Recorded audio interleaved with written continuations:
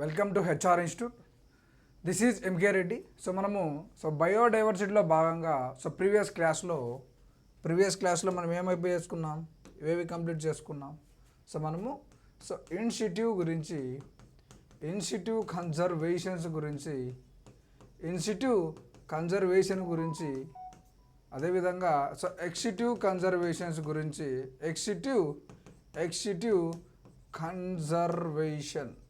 ఇన్సిట్యూ conservation అదేవిధంగా ex situ conservations గురించి previous క్లాస్లో వెరీ డీటెయిల్డ్గా ఎక్స్ప్లెయిన్ చేసుకున్నాం.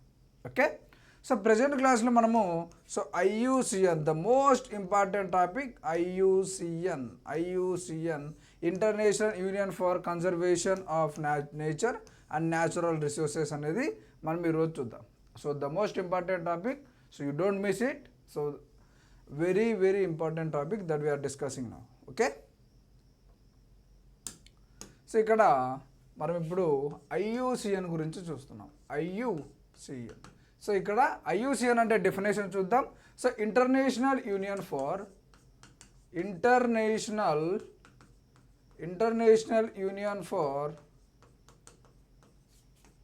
Conservation of nature. Okay, international union for conservation of nature అనేది మనకు ఐయుసిఎన్ యొక్క ఫుల్ ఫామ్ చూసాం. అయితే ఇది ఎప్పుడు ఏర్పడింది? It was formed in the year of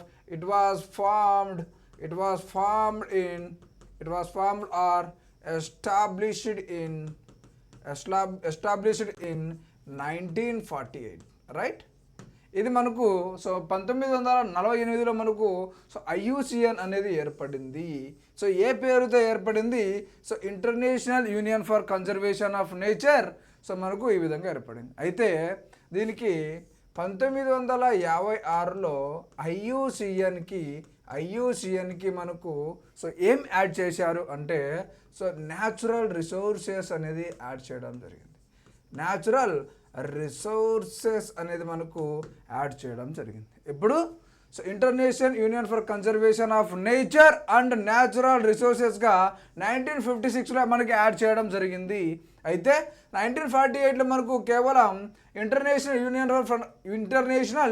union for conservation of nature అనేది మాత్రమే ఉన్నింది. కానీ 1956లో మనకు న్యాచురల్ రిసోర్సెస్ కూడా యాడ్ చేయడం జరిగింది. ఓకే, ఇవి ఇక్కడ మనం చూసుకుంటే ఇది మనకు హెడ్ క్వార్టర్ ఎక్కడ ఉందంటే స్విట్జర్లాండ్ గ్లాండ్లో ఉంది. ఓకే, స్విట్జర్లాండ్ గ్లాండ్లో ఉంది. అయితే ఇక్కడ ఐయుసిఎన్ అనేది రిపోర్ట్ అనేది ఎవరికి ఇస్తుంది అంటే యుఎన్ఓకి ఇస్తుంది. రిపోర్ట్ అనేది ఎవరికి ఇస్తుంది? యుఎన్ఓకి ఇస్తుంది. అదేవిధంగా కలిసి పనిచేస్తుంది. కానీ మనకు ఐయుసిఎన్ అనేది రిపోర్ట్ అనేది ఐయుసిఎన్కి ఇస్తుంది, యుఎన్ఓకి ఇస్తుంది. అదేవిధంగా కలిసి పనిచేస్తుంది కానీ నాట్ డైరెక్ట్లీ. ఇది మనకు డైరెక్ట్గా సంబంధించినటువంటి సంస్థ కాదు ఐయుసిఎన్ అనేది యుఎన్ఓకి. ఓకే, ఈ విధంగా చూస్తున్నాం. ఇక్కడ యుఎన్ఓ అనేది మనకి ఇక్కడ చూసుకుంటే యుఎన్ఓ అనేది మనకు 1990 నుంచి 2008 వరకు మనకు ఏ పేరు ఉన్నింది అంటే మనకి ఇక్కడ చూసుకుంటే వరల్డ్ కన్జర్వేషన్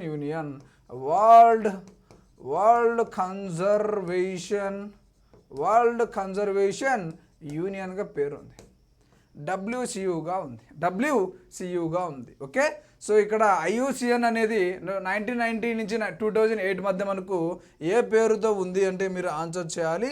ఏ పేరుతో ఉందంటే ఆన్సర్ చేయాలి డబ్ల్యూసియు అని. ఓకే, 1990 to 2008 మధ్య మనకు వరల్డ్ కన్జర్వేషన్ యూనియన్గా ఉంది. Okay, international union for conservation of nature అనేది దీని యొక్క హెడ్ క్వార్టర్ ఎక్కడ ఉంది?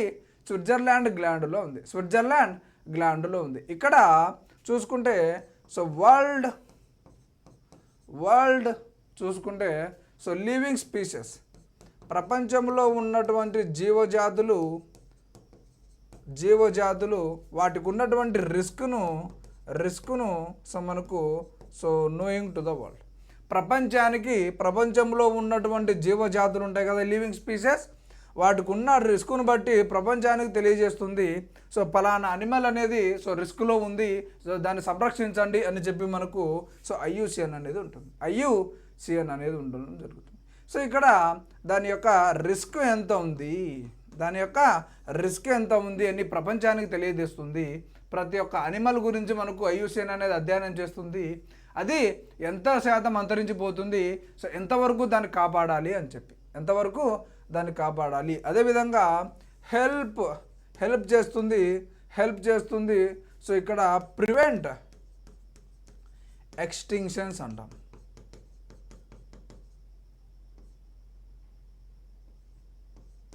సో అంతరించిపోయేదానికి ఎక్స్టింక్షన్ అంటే ఏంటి అర్థం, అంతరించిపోయడానికి ప్రివెంట్ అంటే ఏంటి, సో మనకు సహకరించడం, ప్రివెంట్ అంటే సో దాన్ని అడ్డుకోవడం. సో అంతరించిపోయేటటువంటి జీవుల్ని సో అడ్డుకోవడం మనకు ఇక్కడ IUCN యొక్క ముఖ్య ఉద్దేశం. అయితే ఈ IUCNలో మనకు రెడ్ లిస్ట్ అనేది ఉంది, మోస్ట్ ఇంపార్టెంట్ రెడ్ లిస్ట్ అనేది ఉంది. దాని గురించి ఇప్పుడు చూద్దాం. రెడ్ లిస్ట్ అనేది ఉంది IUCNలో మనకు సో రెడ్ లిస్ట్ అనేది ఉంది. ఏముంది, రెడ్ లిస్ట్ ఉంది. ఓకే, IUCNలో ఉన్నటువంటిది ఏంటి, red list, the most important so area that we're discussing now. So ఇది IUCNలో రెడ్ లిస్ట్ అనేది ఎప్పుడు చేర్చారు అంటే 1964లో చేర్చారు. మోస్ట్ ఇంపార్టెంట్, సో IUCNకు ఉన్నటువంటి రెడ్ లిస్ట్ ఏంటి, సో మనకు ఇక్కడ 1964లో ఏర్పడింది. ఇది సో ఇక్కడ సో డేంజరస్ లిస్ట్గా చెప్పచ్చు. సో అనిమల్స్ యొక్క లేదా ఇక్కడ లివింగ్ స్పీసెస్ ఉంటాయి కదా, ఆ లివింగ్ స్పీసెస్కి ఉన్నటువంటి రిస్క్ని సో క్యాల్కులేట్ చేయడం జరుగుతుంది. ఎవరు, IUCN. సో అక్కడ క్యాలిక్యులేట్ చేసి మనకు సో అక్కడ ఉన్నటువంటి సో లివింగ్ స్పీసెస్ అనేటి ఎంత రిస్క్లో ఉన్నాయి, 100% రిస్క్లో ఉన్నాయా, సో 80% రిస్క్లో ఉన్నాయా, 90% రిస్క్లో ఉన్నాయా, 70% రిస్క్లో ఉన్నాయా అని చెప్పి మనకు సో రెడ్ లిస్ట్లో మనకు సో అనిమల్స్ అనేది చేర్చడం జరుగుతుంది. మొత్తం 9 కేటగిరీస్గా చేయడం జరిగింది. వాటి గురించి కూడా చూద్దాం. అయితే ఇక్కడ ఏ అనిమల్స్ అయితే మనకు డేంజరస్గా ఉంటాయో, అంటే అంతరించిపోయేదానికి అవకాశం ఉన్నాయో, వాటి యొక్క సంఖ్య అనేది సిగ్నిఫికెంట్లీగా డిక్రీజ్ అవుతుందో, గణనీయంగా తగ్గుతుందో, ఆ అనిమల్స్ని తీసుకొచ్చి మనకు రెడ్ లిస్ట్లో వేయడం జరుగుతుంది. ఆ రెడ్ లిస్ట్లో మనకు పూర్తిగా అంతరించిపోతే ఎక్స్టింక్ట్ అని, సో హ్యూమన్ ఇంటర్ఫీరెన్స్ ఉంటే అది మనకు ఎక్స్టింక్ట్ ఇన్ వైల్డ్ అని, 90% అంతరించిపోతుందాన్ని క్రిటికల్లీ ఎండేంజర్డ్ అని, 70% అంతరించిపోతుందని ఎండేంజర్డ్ అని. సో ఆ విధంగా మనకు సో కేటగరైజేషన్ చేయడం జరుగుతుంది. సో మనకు IUCNలో ఉన్నటువంటి రెడ్ లిస్ట్ ఎప్పుడు ఫామ్ అయింది, 1964లో ఫామ్ అయింది. కానీ IUCN అనేది 1948లో స్విట్జర్లాండ్ గ్రాండ్ అనే నగరంలో మనకు సో IUCN ఏర్పడిందిగా చెప్తాం. Okay, the most important topic so IUCN అనేది. Okay, so don't miss everyone. So please do subscribe. Okay, so if you want these lessons freely, so I am giving freely to you so in YouTube channel, so please do subscribe and like, share to your friends. Okay, so I am teaching you in UPSC level, so don't forget, do subscribe. Okay, so మనం ఇక్కడ IUCNకు సంబంధించినటువంటి red list కూడా చూసాం. Okay, ఇక్కడ మనం చూసుకుంటే ఇక్కడ dividing species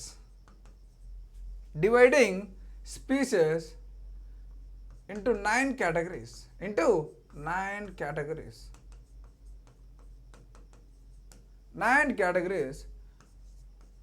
based upon 5 quantitative criteria. So ఇప్పుడు మనం మాట్లాడుకోబోయే 5 క్వాంటిటేటివ్ క్రైటీరియాని బట్టి మనకు సో ఐయుసిఎన్లో ఉన్నటువంటి red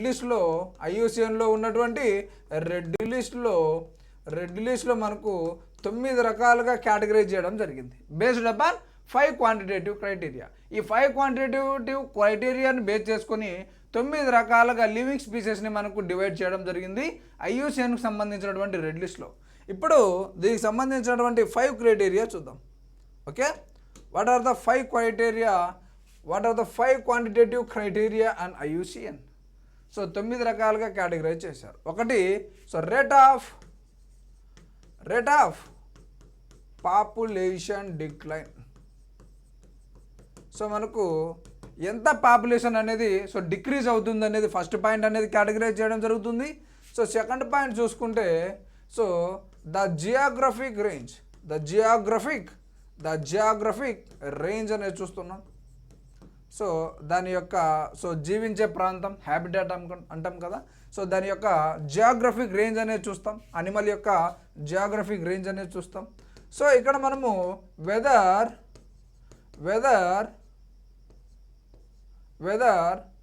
the species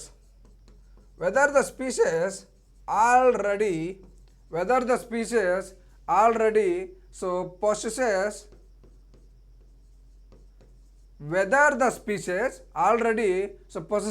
a small population size.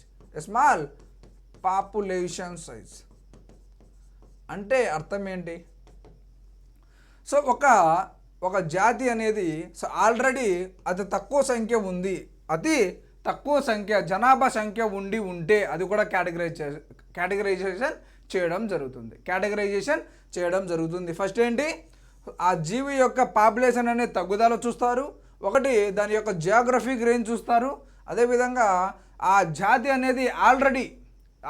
అనేది ఆల్రెడీ సపోజ్ సింహాలు ఉన్నాయి, పులులు ఉన్నాయి, ఆల్రెడీ ఇవి తక్కువ కౌంట్లోనే ఉంటాయి కదా. సో దాన్ని మనము కీస్టోన్ స్పీసెస్గా ఎగ్జాంపుల్గా చెప్పాం. సో తక్కువ ఉన్నప్పటికీ ఎన్విరాన్మెంట్ బ్యాలెన్స్ చేస్తూ ఉండేటాన్ని మనము కీస్టోన్ స్పీసెస్గా చెప్పాం. అయితే ఇక్కడ ఒక స్పీసెస్ అనేది already so possesses a small population size. అక్కడ ఉన్నటువంటి ఒక అనిమల్ని తీసుకుంటే, ఒక జాతిని తీసుకుంటే సో అవి ఆల్రెడీ సో దాని యొక్క జనాభా అనేది ఆల్రెడీ తక్కువగా ఉండేదాన్ని కూడా ఇక్కడ కేటగరైజేషన్లో తీసుకుంటారు. ఫోర్త్ పాయింట్ చూద్దాం. ఫోర్త్ క్వాంటిటేటివ్ క్రైటీరియా చూద్దాం. whether the species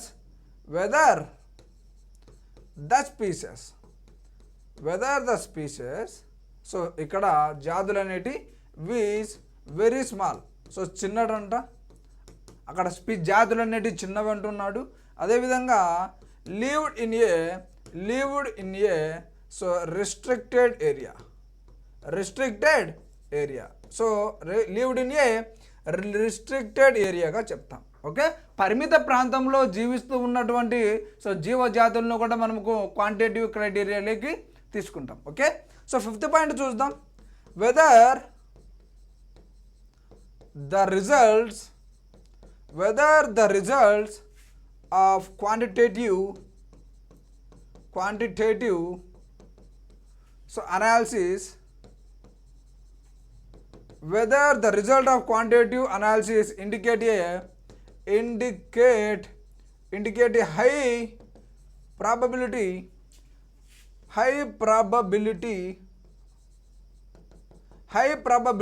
of extinction in the world. So ఇక్కడ మనము 5 క్వాంటిటేటివ్ క్రైటీరియా చూస్తున్నాం.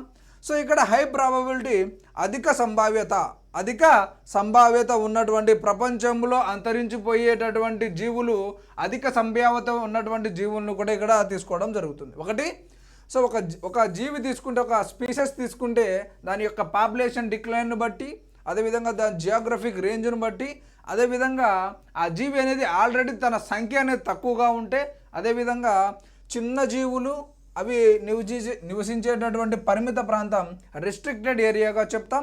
అదేవిధంగా whether the result of quantitative analysis indicates a high probability ప్రపంచంలో అంతరించిపోవడానికి అధిక సంభావ్యత ఉన్నటువంటి జీవులను కూడా ఈ క్వాంటిటేటివ్ క్రైటీరియాలోకి తీసుకుంటాం. Okay, Based upon these 5 quantitative criteria, we divided the species into 9 categories that we are discussing now. Okay? ఇక్కడ రెడ్ లిస్ట్లో ఉన్నటువంటి సో ఐయూసిఎన్ ఉంది కదా, సో రెడ్ లిస్ట్లో ఉన్నటువంటి ఐయూసిఎన్ మనకి ఇక్కడ సో 9 కేటగిరీస్గా అవ్వాలి అంటే సో దేని మీద బేస్ అయి ఉంటాయి, ఇక్కడ ఉన్నటువంటి 5 క్వాంటిటేటివ్ క్రైటీరియా. సో ఒక జీవి యొక్క జనాభా తగ్గడం, సో దాన్ని సో పరిసర ప్రాంతాలు జియోగ్రఫిక్ రేంజ్ అని చెప్తాం. ఆల్రెడీ ఆ జీవి యొక్క సంఖ్యనే తక్కువగా ఉండడం, సో చిన్న అనిమల్స్ అవి పరిమిత ప్రాంతంలో నివసించేటటువంటివి. అదేవిధంగా ఇక్కడ మనం చూసుకుంటే సో 5th సో ప్రపంచంలో ఉన్నటువంటి జీవులు సో అధిక సంభావ్యత అంటే అంతరించిపోయడానికి అధిక సంభావ్యత అంటాం. ఎక్స్టింక్షన్ అంటే అంతరించిపోవడం, పూర్తిగా అంతరించిపోవడం. ఒక జీవి అనేది పూర్తిగా అంతరించిపోతుందని మనం ఎక్స్టింక్షన్గా చెప్తాం. అయితే ఇక్కడ ఈ 5 క్వాంటిటేటివ్ క్రైటీరియాని బట్టి మనము 9 రకాలుగా డివైడ్ చేసాం కదా. సో ఇప్పుడు ఆ 9 రకాల గురించి క్లారిటీగా చూద్దాం. ఓకే ఓకే సో ఐయూసిఎన్లో ఉన్నటువంటి సో రెడ్ లిస్ట్ కదా. So most important concept, red లిస్ట్ని ఎన్ని కేటగరైజ్ చేశారు, 9 కేటగిరీస్. ఎన్ని రకాలుగా కేటగరైజ్ చేయడం జరిగింది, ఇంటూ 9 కేటగిరీస్. ఒకసారి ఈ 9 కేటగిరీస్ గురించి చూద్దాం. సో ఇక్కడ ఫస్ట్ కేటగిరీ చూద్దాం. 9 రకాలుగా చేశారు కదా. ఎక్స్టింక్ట్, ఓకే ఒకటి ఫస్ట్ది ఏంటి, ఎక్స్టింక్ట్గా చెప్తాం. నెక్స్ట్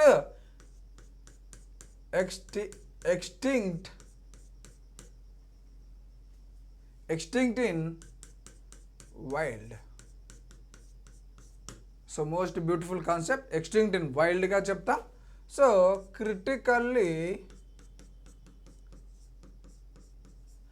ఎండేంజర్డ్,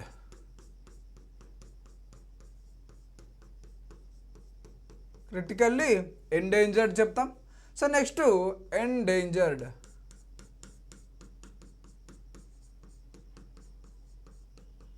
ఎండేంజర్డ్గా చెప్తాం. ఓకే సో ఇక్కడ నెక్స్ట్ వల్నరబుల్.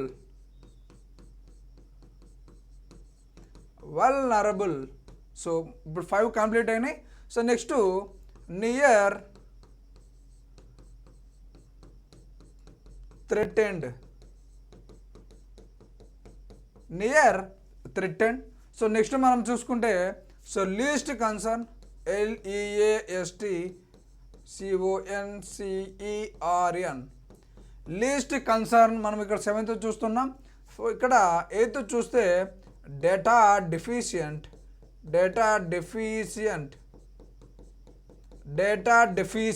ఓకే 8th అనేది డేటా డెఫిషియంట్. ఫైనల్గా చూస్తే నాట్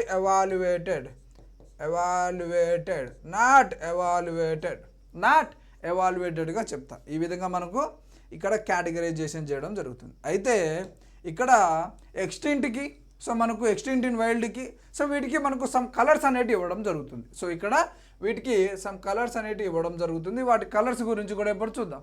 సో ఇక్కడ ఎక్స్టింక్ట్కి ఉన్నటువంటిది కలరు ఇచ్చినటువంటిది ఏంటంటే బ్లాక్ కలర్. ఎక్స్టింక్ట్కి ఇచ్చినటువంటి కలర్ ఏంటి, బ్లాక్ కలర్. ఎక్స్టింక్ట్ ఇన్ వైల్డ్కి ఇచ్చినటువంటి కలర్ ఏంటంటే వైలెట్. ఎక్స్టింక్ట్ ఇన్ వైల్డ్కి వైలెట్ కలర్ ఇవ్వడం జరిగింది. క్రిటికల్లీ ఎండేంజర్డ్కి సో రెడ్ కలర్ ఇవ్వడం జరిగింది. ఇక్కడ మనం చూసుకుంటే ఎండేంజర్డ్కి ఆరెంజ్ కలర్ ఇచ్చారు. సో ఇక్కడ మనం చూసుకుంటే వల్నరబుల్కి సో ఎల్లో కలర్ ఇచ్చారు. సో ఇక్కడ చూసుకుంటే లైట్ ఎల్లో కలర్ ఇచ్చారు. ఇక్కడ చూసుకుంటే సో గ్రీన్ కలర్ ఇవ్వడం జరిగింది. ఇక్కడ గ్రీన్ అంటే ఏమని అర్థము, సేఫ్ జోన్లో ఉన్నాయి అని. ఏ అనిమల్స్ అయితే మనకు సేఫ్ జోన్లో ఉంటాయో అవి మనకు లీస్ట్ కన్సర్న్లో ఉంటాయి.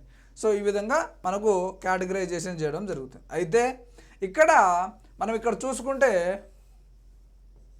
పైకి వెళ్ళే కొద్దీ రిస్క్ అనేది పెరుగుతుంది. రిస్క్ శాతం పెరుగుతుంది. సో ఈ విధంగా మనకు సో అనిమల్స్ అనేది ఈ విధంగా కేటగరైజేషన్ చేయడం జరుగుతుంది. ఒక జీవి అనేది, ఒక స్పీసెస్ అనేది పూర్తిగా అంతరించిపోతే అవి మనము ఎక్స్టింక్ట్లో వేస్తాం. సో పూర్తిగా అంతరించిపోయి సో మనుషుల ఆవాసాలలో హ్యూమన్ హ్యాబిటాట్లో మనకు ఉంటే అవి మనము ఎక్స్టింక్ట్ ఇన్ వైల్డ్లో వేస్తాం.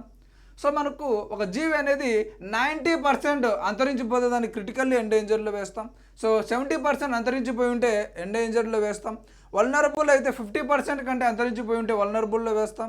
నియర్ థ్రెటెండ్ అంటే సో ఇక్కడ నియర్ థ్రెటెండ్ అంటే ఇది సో ఈ మూడింటిలోకి వెళ్ళడానికి ఛాన్స్ ఉంటే దాన్ని మనం ఇక్కడ నియర్ థ్రెటెండ్ అంటాం.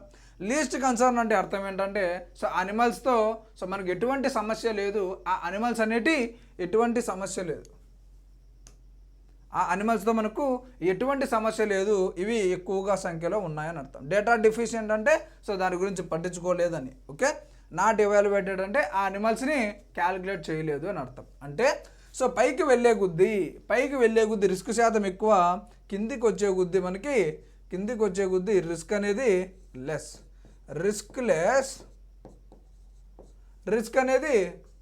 అనేది మోర్. పైకి వెళ్ళే కొద్దీ రిస్క్ మోర్, కిందికి వచ్చే కొద్దీ రిస్క్ లెస్గా చెప్తాం. అయితే ఇక్కడ మనకు ఇంపార్టెంట్ కాన్సెప్ట్ ఏంటంటే ఇక్కడ వీటిని ఏ సింబల్స్తో చూపిస్తారు అంటే ఎక్స్టింక్ట్ని ఈఎక్స్గా చూపిస్తారు. సో ఎక్స్టింక్ట్ ఇన్ వైల్డ్ని సో ఈడబ్ల్యూగా చూపిస్తారు. క్రిటికల్లీ ఎండేంజర్డ్ ఈ క్వశ్చన్ మనకు గ్రూప్ 2 మెయిన్స్లో అడగడం జరిగింది, సిఆర్గా చూపిస్తారు. సిఆర్ అంటే ఏంటి అని క్వశ్చన్ అడగడం జరిగింది.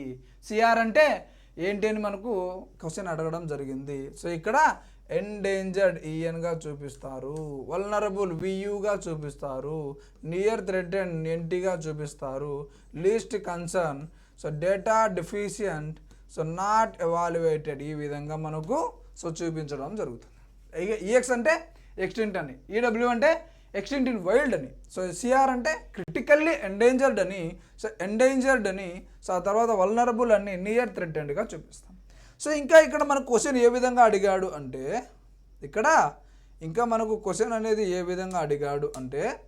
ఇక్కడ ఉన్నటువంటి 3 ఉన్నాయి కదా, ఈ మూడింటిని కలిపి ఏమంటారు అని క్వశ్చన్ అడిగాడు. ఈ మూడింటిని కలిపి ఏమడిగారు అనేది ఇక్కడ క్వశ్చన్. ఓకే, ఇక్కడ ఈ మూడింటిని కలిపి ఏమంటారు అంటే ఇక్కడ థ్రెట్ అండ్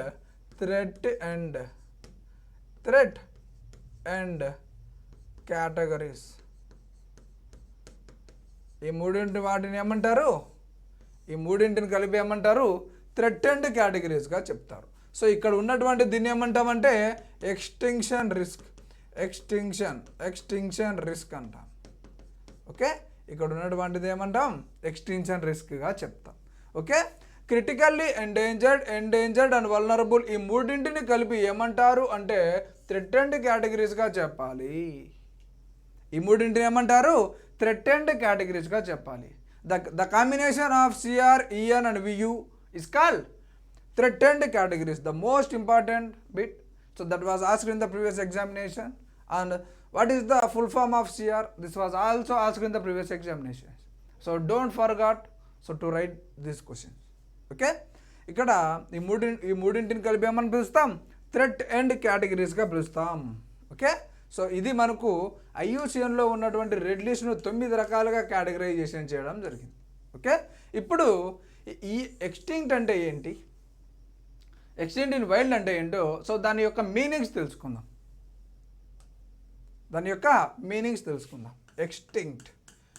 ఎక్స్టింక్ట్ అంటే ఏంటి అంటే ఈఎక్స్ కదా మీకు చెప్పింది. ఎక్స్టింక్ట్ అంటే ఏంటి అంటే సో ఇక్కడ ఒక జీవి తీసుకుంటే ఆ జీవి ప్రస్తుతం లేదు, ప్రీవియస్గా ఉన్నింది. ఒక జీవి తీసుకుంటే ఆ జీవి అనేది ప్రస్తుతం లేదు, సో ముందు తరాలలో ఉన్నింది, ఇప్పుడైతే లేదు. దాన్నే మనము ఇక్కడ last individual has died. So చివరి జీవి అనేది చనిపోయింది. సో దీనికి ఎగ్జాంపుల్స్ గురించి చెప్తాను మీకు.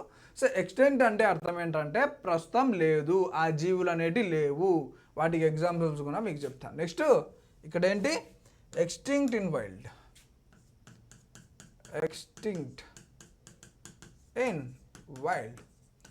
ఈడబ్ల్యూగా చెప్తాం. ఎక్స్టింక్ట్ ఇన్ వైల్డ్ అంటే వాట్ వి కాల్ ఈడబ్ల్యూగా చెప్తాం. అయితే ఇక్కడ ఎక్స్టింక్ట్ ఇన్ వైల్డ్ అంటే అర్థం ఏంటి అంటే ఇక్కడ మనం తీసుకుంటే ఒక జీవి ఉంది, ఒక జీవి ఉంది. ఆ జీవి అనేది ఫారెస్ట్లో లేదు. ఒక జీవి అనేది ఫారెస్ట్లో లేదు, మరి ఎక్కడ ఉంది? ఫారెస్ట్లో అంతరించిపోతుందని చెప్పి అవి హ్యూమన్ హ్యాబిటాట్, మనుషుల ఆవాసంలో జీవిస్తూ ఉంటే వాటిని మనం ఇక్కడ ఎక్స్టెంట్ ఇన్ వైల్డ్ అని చెప్తాం. Only survive in cultivation,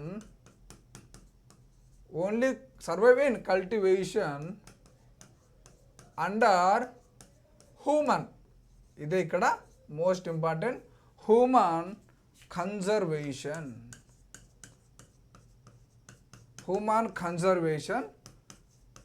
but not in forest habitat.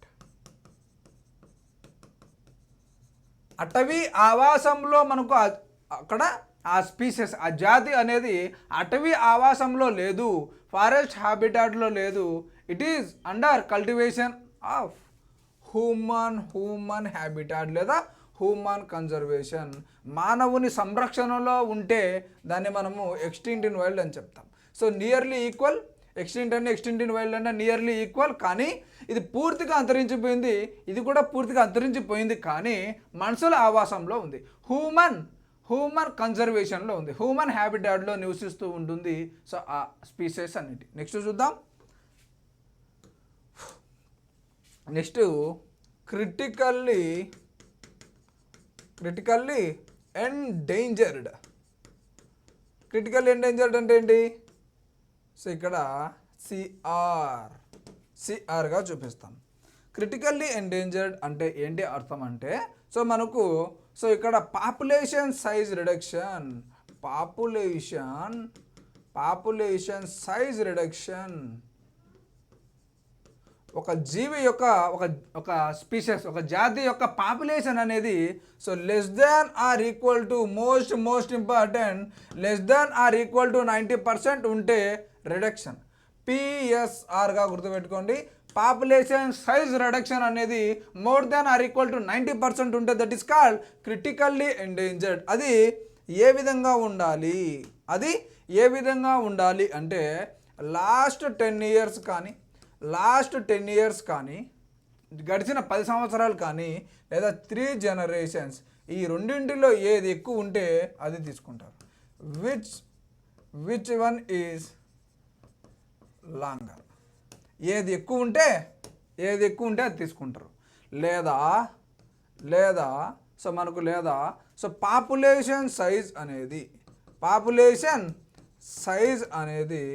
Population size అనేది దాని యొక్క నెంబర్ అనేది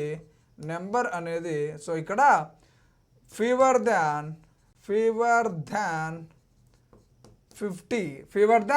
50 మెచ్యూర్ ఇండివిజువల్స్గా చెప్తాం. Mature individuals. వాటి యొక్క జీవులు 50 కానీ అంతకంటే తక్కువగానే ఉండాలి. ఆ జాతుల యొక్క స్పీసెస్ అనేటి 50 కానీ అంతకంటే తక్కువగా ఉండాలి. ఓకే, ఇది మనకు క్రిటికల్లీ ఎండేంజర్డ్ యొక్క మనకు ఇక్కడ డెఫినేషన్. పాపులేషన్ సైజ్ రిడక్షన్ అనేది more than or equal to 90% ఉంటే దాన్ని మనము ఇక్కడ క్రిటికల్లీ ఎండేంజర్డ్ అంటాం. అది ఏ విధంగా జరగాలి? ఆ ఇయర్లోనే జరగాల? కాదు, ఆ ఇయర్లో కాదు. గడిచిన 10 సంవత్సరాలు లేదా 3 జనరేషన్స్లో ఏది ఎక్కువైతే అది తీసుకుంటాం. లేదా అక్కడ ఉన్నటువంటి ఆ స్పీసెస్ యొక్క ఆ జాతుల యొక్క పాపులేషన్ సైజ్ అనేది, పాపులేషన్ నెంబర్ అనేది 50 లేదా అంతకంటే తక్కువగా ఉంటే దాన్ని మనము క్రిటికల్లీ ఎండేంజర్డ్గా చెప్తాం. సేమ్ నెక్స్ట్ చూద్దాం. ఎండేంజర్డ్ చూద్దాం. ఎండేంజర్డ్ ఈఎన్గా అంటాం, ఎండేంజర్డ్ని ఈఎన్గా చెప్తాం. Same population size reduction PSR. Population size reduction అనేది less than or equal to, ఇక్కడ less than or equal to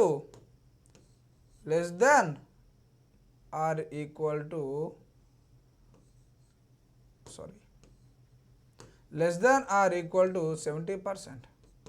అర్థమైందా? Less than or equal to 70%. అది ఎప్పుడు? లాస్ట్ 10 ఇయర్స్, గడిచిన 10 సంవత్సరాలలో లేదా 3 జనరేషన్స్లో, గడిచిన 10 సంవత్సరాలలో లేదా 3 జనరేషన్స్లో ఏది ఎక్కువైతే అది తీసుకోవడం జరుగుతుంది. ఎండేంజర్డ్ అంటే పాపులేషన్ సైజ్ రిడక్షన్ అనేది less than are greater than or equal to greater than or equal to 90%, greater than or equal to 70%. So last 10 years లేదా 3 జనరేషన్ క్యాలిక్యులేట్ చేయడం జరుగుతుంది. ఏది ఎక్కువైతే అది తీసుకోవడం జరుగుతుంది. ఇక్కడ స్పీసెస్ ఉన్నాయి కదా, స్పీసెస్ పాపులేషన్ సైజ్ కానీ, సో దాన్ని మనం నెంబర్ అంటాం. సో ఆ నెంబర్ అనేది ఫీవర్ దాన్ 250 మెచ్యూర్ ఇండివిజువల్గా చెప్తాము. ఇక్కడ క్రిటికల్లీ ఎండేంజర్డ్కి మీకు బాగా గమనించాలి. ఇక్కడ పాపులేషన్ సైజ్ రిడక్షన్ అనేది so more than or equal to 90%, అది లాస్ట్ 10 ఇయర్స్ ఆర్ 3 జనరేషన్స్గా తీసుకుంటాం. లేదా సో వాటి యొక్క అనిమల్స్, ఆ జాతి యొక్క అనిమల్స్ సో 50 ఉండాలి, అంతకంటే తక్కువగా ఉండాలి, అప్పుడు సిఆర్ అని చెప్తాం. సో ఏఎన్ అంటే ఎండేంజర్డ్లో మనకు సో పాపులేషన్ సైజ్ రిడక్షన్ అనేది greater than or equal to 70% last 10 years లేదా 3 జనరేషన్స్లో. అది స్పీసెస్ పాపులేషన్ అనేది 250 లేదా అంతకంటే తక్కువ ఉంటే మనం ఎండేంజర్డ్గా చెప్తాం. సో ఫైనల్గా నెక్స్ట్ చూద్దాం. ఇక్కడ వల్నరబుల్, ఓకే, వియుగా చెప్తాం. సో ఆల్రెడీ మీకు క్రిటికల్లీ ఎండేంజర్డ్ అండ్ మనము ఆ రెండు క్లారిటీగా చెప్పాం. ఇప్పుడు వల్నరబుల్ గురించి చూద్దాం. వల్నరబుల్ అంటే పాపులేషన్ సైజ్ రిడక్షన్ అనేది greater than or equal to 50%. అది ఎప్పుడు లాస్ట్ 10 ఇయర్స్ కానీ 3 జనరేషన్స్ కానీ ఏది ఎక్కువైతే అది. సో ఇక్కడ పాపులేషన్ సైజ్ అనేది లేదా నెంబర్ అనేది సో ఫీవర్ థాన్ 1000 మెచ్యూర్ ఇండివిజువల్స్గా చెప్తాం. 1000 మెచ్యూర్ ఇండివిజువల్స్గా చెప్తాం. ఇప్పుడు అర్థమైందా? So vulnerable so endangered and so అదేవిధంగా మనకు క్రిటికల్ ఎండేంజర్డ్ అనేది చూసాం కదా. ఇప్పుడు ఒకసారి మూడింటి గురించి సింపుల్గా చూద్దాం. ఒకటి critically endangered, so endangered and vulnerable. ఈ మూడింటిని ఏమని చెప్పాం? థ్రెట్ అండ్ కేటగిరీస్గా చెప్పాం.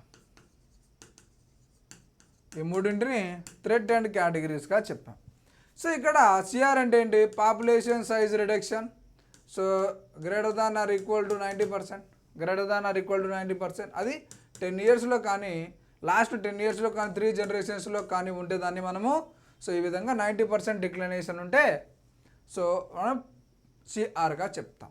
ఆర్ అవి 50 మెచ్యూర్ ఇండివిజువల్స్గా ఉండాలి. ఓకే, ఇక్కడ పాపులేషన్ సైజ్ రిడక్షన్ అనేది so greater than or equal to 70% ఉండాలి. అది 10 ఇయర్స్ కానీ 3 జనరేషన్స్లో ఉండాలి. లేదా 250 మెచ్యూర్ ఇండివిజువల్స్గా ఉండాలి. నెక్స్ట్ వల్నరబుల్ చూస్తున్నాం. పాపులేషన్ సైజ్ రిడక్షన్ అనేది greater than or equal to 50% అన్నా ఉండాలి. అది లాస్ట్ 10 ఇయర్స్ 3 జనరేషన్స్లో, లేదా ఆర్ అంటాం. సో 1000 మెచ్యూర్ ఇండివిజువల్స్ ఈ విధంగా ఉంటే వీటిని థ్రెటెండ్ కేటగిరీస్లో మనము చేర్చడం జరుగుతుంది. సో ఇక్కడ నుంచి మనకి ఎక్కువగా క్వశ్చన్స్ పడేదానికి ఛాన్సెస్ ఉన్నాయి. సో సిఆర్ అంటే ఇది ఉండాలి. ఈఎన్ అంటే ఇక్కడ ఉన్నటువంటిది రూల్ ఉండాలి. వల్నరబుల్ అంటే ఇక్కడ ఉన్నటువంటిది సో వి అనేది ఉండాలి. ఓకే, ఇప్పుడు వల్నరబుల్ చూసాం. వల్నరబుల్ కంప్లీట్ అయింది. ఇక్కడ నెక్స్ట్ నియర్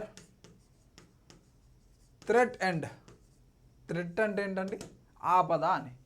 సో దగ్గరలో ఆపద ఉందని. సో ఇక్కడ నియర్ థ్రెట్ ఉంది కదా. ఇక్కడ చూసుకుంటే when a species close to becoming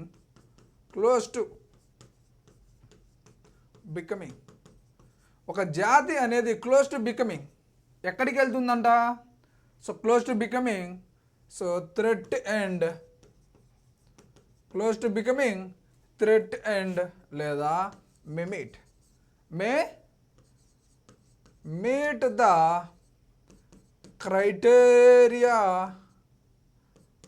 for threatened status. Okay, ఇక్కడ ఇన్ ద నియర్ ఫ్యూచర్, అర్థమైంది కదా, సింపుల్గా చెప్తాను చూడండి. అతి దగ్గరలో థ్రెట్ అండ్ స్పీసెస్లోకి వెళ్తున్నాయి. థ్రెట్ అండ్ స్పీసెస్ అంటే ఏమని అర్థము, క్రిటికల్లీ ఎండేంజర్డ్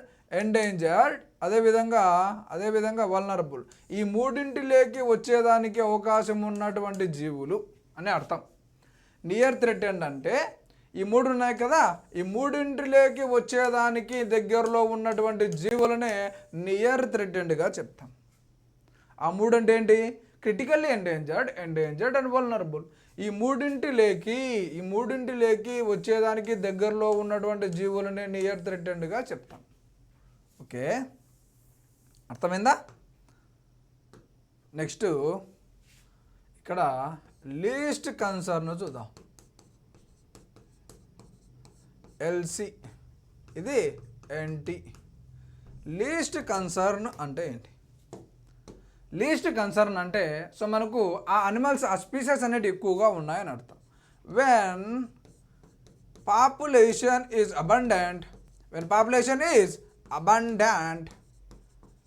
అబండెంట్ అంటే ఏంటని అర్థం, ఒక జాతి యొక్క సంఖ్య అనేది ఎక్కువగా ఉంటే వాటిని మనము లీస్ట్ కన్సర్న్లోకి వేస్తాం, లీస్ట్ కన్సర్న్లోకి వేయడం జరుగుతుంది. ఇప్పుడు అర్థమైందా లీస్ట్ కన్సర్న్ అంటే ఏంటో?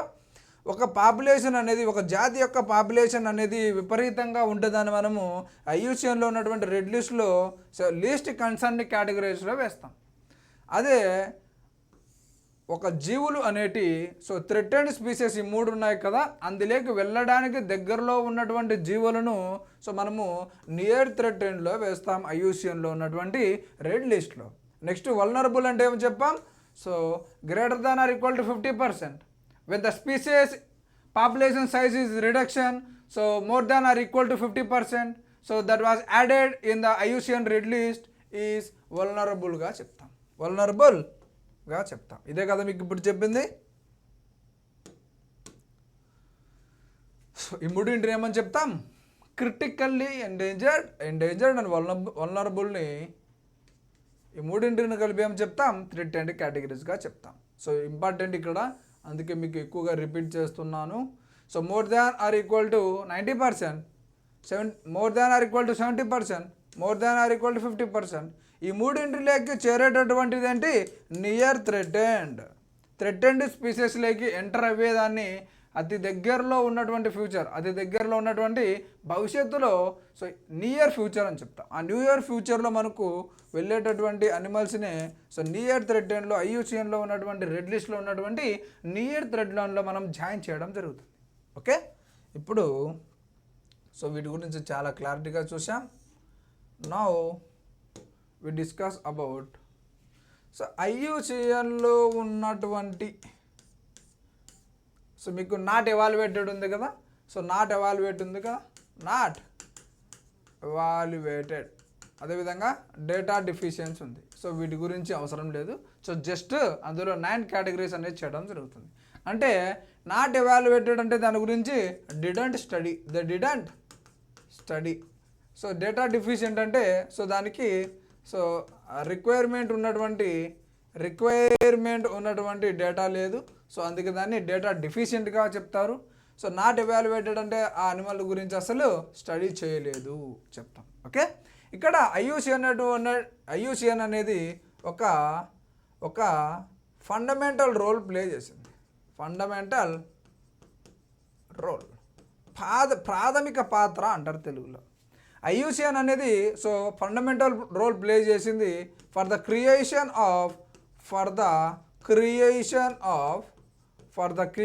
Of key international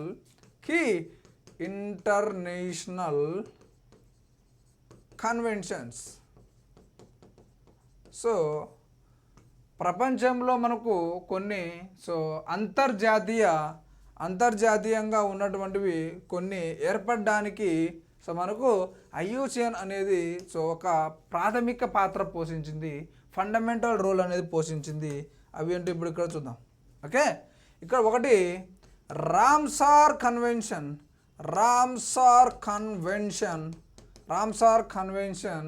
on wetlands. Ramsar convention on వెట్లాండ్స్గా చెప్తాం. ఇది మనకు సో 1971లో ఏర్పడింది ఇరాన్లో. సో దీని గురించి మనం నెక్స్ట్ క్లాసెస్లో వస్తాయి. సో నెక్స్ట్ మనం ఇక్కడ చూసుకుంటే వరల్డ్ హెరిటేజ్ కన్వెన్షన్స్గా చెప్తాం. వరల్డ్ హెరిటేజ్ కన్వెన్షన్స్ ఇది మనకు 1972లో ఏర్పడింది. సో దీని గురించి మనము నెక్స్ట్ క్లాసులలో చాలా క్లారిటీగా చూద్దాం. నెక్స్ట్ సైట్స్ అండి. Convention on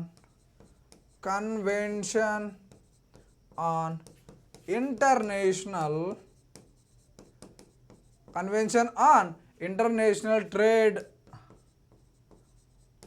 in endangered species. Endangered అంటే మీకు ఏమని చెప్పాను? So more than or equal to 70% ఉండాలి, లేదా ఆ అనిమల్స్ అనేవి 250 ఆర్ లెస్ దాన్ ఉంటే దాన్ని మనము సో ఎండేంజర్డ్గా చెప్పాం. సో ఇక్కడ convention on international trade. So ఇక్కడ మనకు కొన్ని జీవులని ఎండేంజర్డ్ స్పీసెస్ అంటాం. ఎండేంజర్డ్ స్పీసెస్గా ఉన్నటువంటి జీవులని సో బయట ప్రాంతాలకి, బయట దేశాలకి ఇంటర్నేషనల్ ట్రేడ్ చేసేదాన్ని అడ్డుకోవడం కోసం ఇక్కడ సైట్స్ అనేది వచ్చింది. సో ఇక్కడ ప్రపంచంలో వారసత్వంగా ఉన్నటువంటి దాన్ని సంరక్షించడం కోసమే వరల్డ్ హెరిటేజ్ కన్వెన్షన్ అనేది వచ్చింది. రామ్సార్ చిత్తడి నేలలను సంరక్షించడానికి వచ్చిందే రామ్సార్ కన్వెన్షన్. ఇది మనకు ఇరాన్లో ఒక ప్లేస్గా చెప్తాం. ఫైనల్గా ఇక్కడ చూసుకుంటే most important CBD convention on biological diversity. It was formed in the year of 1992 Brazil Rio de జనైరీలో. సో అక్కడ ఒక కన్వెన్షన్ జరిగింది, ఒక సమ్మిట్ జరిగింది. సో ఆ సమ్మిట్లో CBDతో పాటు మిగతా 4 కూడా ఏర్పడ్డాయి. వాటి గురించి ఇంకా క్లారిటీగా తెలుసుకుందాం. సో ఇక్కడ IUCN ఇక్కడ సో ఈ 4 ఏర్పడడానికి కీలక పాత్ర పోషించింది. IUCN అనేది ఈ 4 ఏర్పడడానికి కీలక పాత్ర పోషించింది. సో ఇవి ఇంటర్నేషనల్ కన్వెన్షన్స్గా చెప్తాం. ఓకే, ఇప్పుడు ఏ అనిమల్ ఎందులో ఉంది చూద్దాం. ఎక్స్టింక్ట్ అంటే ఏమని చెప్పాను? పూర్తిగా అంతరించిపోయింది, అసలు లేదా అనిమల్ అనేది. భూమి మీద ఎక్కడే కానీ ఆ అనిమల్ అనేది ప్రస్తుతం అయితే లేదు. అవి అనిమల్స్ ఏంటో చూద్దాం. ఒకటి ఆసియా చీతా ఒకటో చూస్తున్నాం. డోడో అనే మ్యారిసిస్ బర్డ్. అదేవిధంగా డాల్ఫిన్, ఆల్రెడీ మీకు ఇది చెప్పడం జరిగింది. చైనాలో ఉన్నటువంటి యాంగ్జీ రివర్.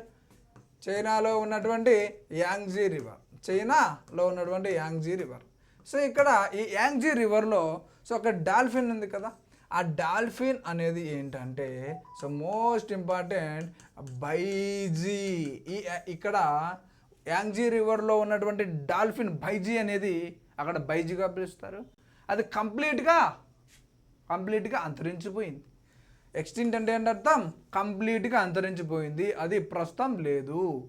వాటిని మనం ఇక్కడ చెప్తాం. నెక్స్ట్ మీకు ఆల్రెడీ చెప్పాను పైరేనియన్ ఐబెక్స్ అని, మౌంటైన్ గోట్ అని చెప్పాను. So that was in Spain. 2000 సంవత్సరంలో అది పూర్తిగా అంతరించిపోయింటే మీకు క్లోనింగ్ చెప్పేటప్పుడు చెప్పాను. సో 2004 తిరిగి సో దాని చర్మాన్ని స్టోరేజ్ చేసి అందులో ఉన్నటువంటి డిఏని సో సమీపంలో ఉన్నటువంటి ఒక మేకలో ప్రవేశపెడితే సో మనకు ఆ Pyrenean ఐబెక్స్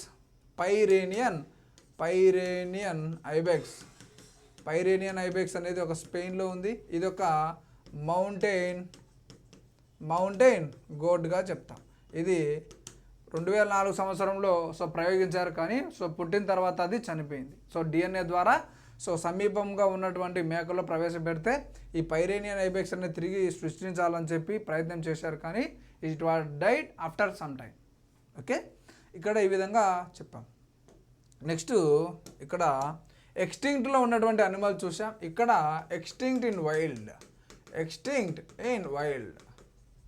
so extinct in wild అంటే ఏమని చెప్పాను మీకు, పూర్తిగా అంతరించిపోయింది, కానీ మనుషుల యొక్క హ్యూమన్ హ్యాబిటాట్, హ్యూమన్ కన్జర్వేషన్లో ఉంది.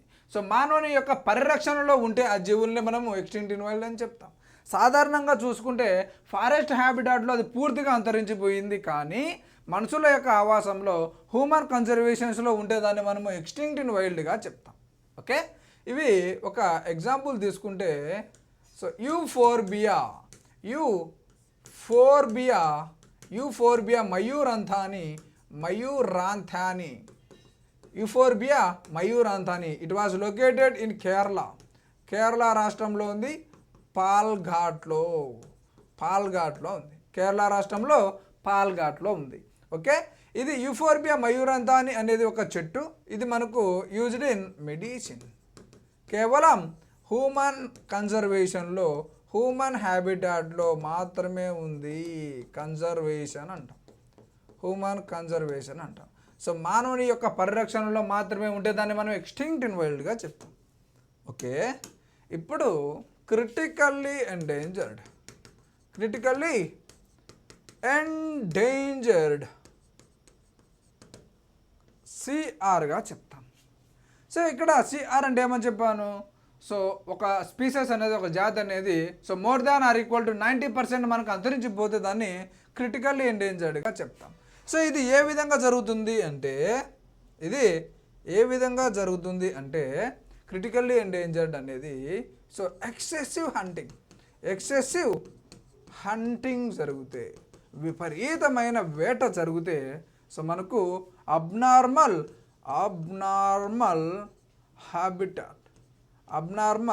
హంటింగ్ జరిగితే, అదేవిధంగా లాస్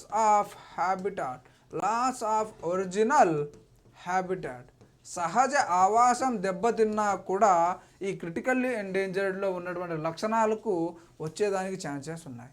ఒక జీవి మీద విపరీతంగా వేట జరిగితే ఏమవుతుంది, వాటి సంఖ్య తగ్గిపోతుంది.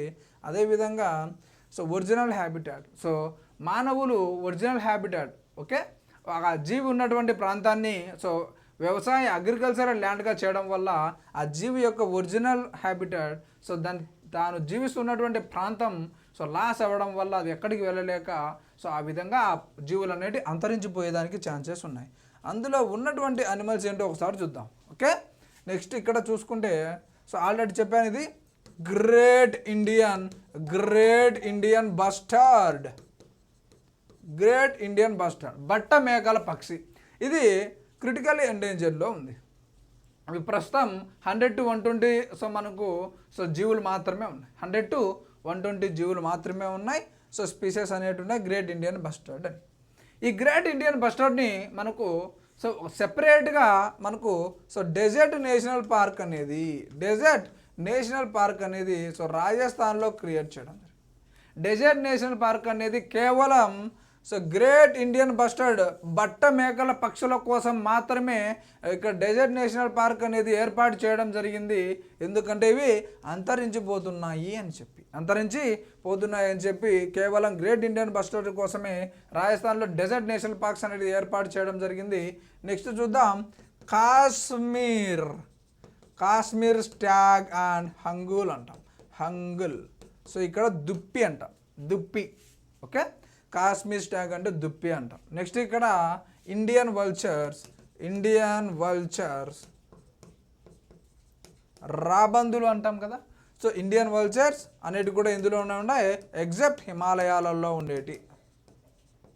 హిమాలయాలలో ఉండేటువంటి వల్చర్స్ తప్ప, రాబందులు తప్ప భారతదేశంలో ఉండేటువంటి సో మనకు వల్చర్స్ అన్నీ కూడా సో క్రిటికల్లీ ఎండేంజర్లోకి చేరుస్తాం. ఎందుకు ఇక్కడ వల్చర్స్ అనేవి స్ట్రాంగ్ కదా, ఎందుకు ఇక్కడ సో మనుషులను ఉంటాయి కదా, డెడ్ బాడీస్ని తింటూ ఉంటాయి. ఈ వల్చర్స్ అనేవి డెడ్ బాడీస్ని తింటూ ఉంటాయి. సో అయితే ఇవి ఎందుకు మనకి అంతరించిపోతున్నాయి అంటే, ఈ వల్చర్స్ అనేవి డెడ్ బాడీస్లో ఉండే మనకి ఇక్కడ సో ఇక్కడ అనిమల్స్ డెడ్ బాడీస్ ఉంటాయి కదా. సో మనకు సో పొలాలలో ఇప్పుడు కలుపు తీకోకుండా, ఓకే, వేస్ట్ ప్లాంట్స్ అనేది తీకోకుండా సో గడ్డి మందులు కొడుతున్నారు, హెర్బిసైడ్స్ కొడుతున్నారు. ఆ హెర్బిసైడ్స్ కొట్టడం వల్ల ఆ హెర్బిసైడ్స్లో ఉన్నటువంటి గడ్డిని అనిమల్స్ తింటున్నాయి. సో అనిమల్స్ తినడం వల్ల సో ఒక గ్లైఫోసినేట్ అన్నది ఉంటుంది. సో దాని గురించి నెక్స్ట్ క్లాస్లో డిస్కస్ చేద్దాం. సో గ్లైఫోసినేట్ అనేది ఆ అనిమల్స్లోకి చేరుతుంది. ఆ అనిమల్స్లోకి చేరిన తర్వాత అది చనిపోయిన తర్వాత సో ఆ animal dead organic matter animal dead organic మ్యాటర్ను ఈ వల్చర్స్ తినడం వల్ల సో అవి గణనీయంగా సిగ్నిఫికెంట్లీగా డిక్రీజ్ అవుతున్నాయి, గణనీయంగా తగ్గుతున్నాయి. ఓకే, ఎందుకు? సో అగ్రికల్చరల్లో ఫార్మర్సు సో గడ్డి మందులు హెర్బిసైడ్స్ ఉపయోగించడం వల్ల ఇండియన్ వల్చర్స్ అనేవి క్రిటికల్ ఎండేంజర్లోకి చేరుతున్నాయి. ఓకే, ఇక్కడ చూసుకుంటే కార్ నికోబార్లో ఉన్నటువంటి రక్తపింజలు ఐలాండ్ పిట్ వైపర్ చెప్తాం, పిట్ వైపర్. సో దీనికి ఇండియన్ వల్చర్కి సో మనకు ఒక సైంటిఫిక్ నేమ్ ఉంది, సో జిప్. సో ఇక్కడ మనం చూసుకుంటే సో జిప్సీ. సో ఇక్కడ మనం చూసుకుంటే సో జిప్ సిండికస్. ఓకే, ఇది మనం ఇక్కడ జిప్ సిండికస్గా చెప్తాం. కార్ నికోబార్లో ఉన్నటువంటి రక్త పింజర్గా చెప్తాం. అదేవిధంగా స్లెండర్ బిల్డ్, అదేవిధంగా వైట్ రంప్డ్. సో ఈ యానిమల్స్ కావాలంటే you can search in the Google. Okay, so ఈ యానిమల్స్ మీకు తెలియకుంటే సో మీరు సెర్చ్ చేసుకోవచ్చు. సో కార్ నికోబార్లో ఉన్నటువంటి island viper, Indian vulture, Kashmir stag and hangul, so great Indian bustard. ఏం అడగాడండి సింపుల్గా. సో ఇక్కడ అనిమల్స్ ఇస్తాడు. సో ఇవి క్రిటికల్ ఏ లిస్ట్లో ఉన్నాయని అడుగుతాడు, ఏ కేటగిరీస్లో ఉన్నాయని అడుగుతాడు. క్రిటికల్ ఎండేంజర్డా ఆ విధంగా మీకు క్వశ్చన్స్ అనేవి అడుగుతాడు. ఓకే, ఇక్కడ నెక్స్ట్ చూద్దాం.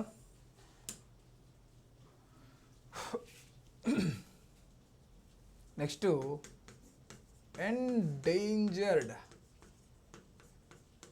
ఎండేంజర్లో ఉన్నట్టు చూద్దాం.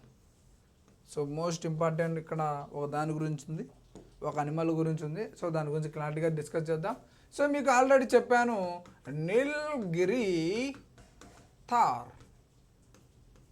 Nilgiri langur, lion tailed macaque.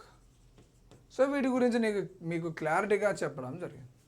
So అదేవిధంగా ఢోలే అనే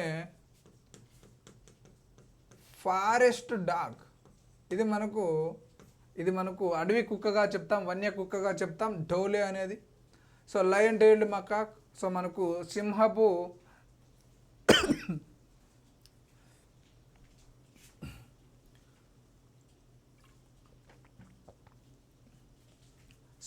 తోక కలిగినటువంటి కోతి చెప్తాం, Nilgiri langur and Nilgiri tahr. So you can search in Google.